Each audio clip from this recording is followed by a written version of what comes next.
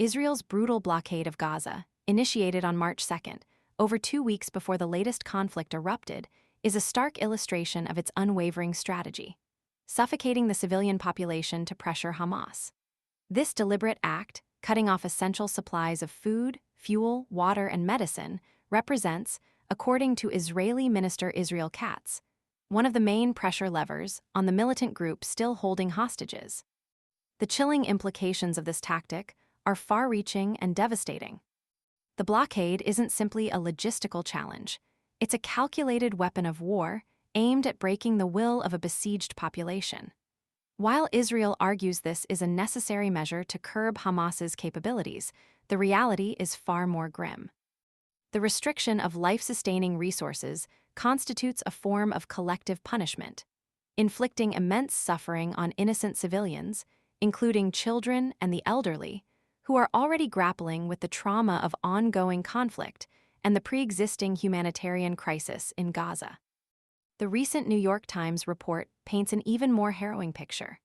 The autopsies of 14 medics and rescue workers killed by Israeli troops in March reveal a horrifying pattern: predominantly gunshot wounds to the head and chest, many victims shot multiple times.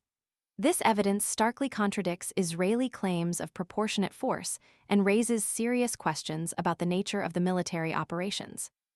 The cold precision of these killings suggests a deliberate disregard for the sanctity of life and the international laws of war.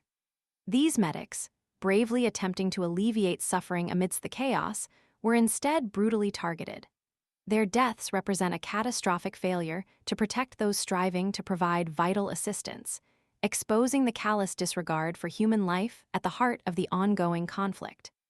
The international community must unequivocally condemn this inhumane blockade. Cutting off vital resources is not a legitimate tactic for achieving political objectives.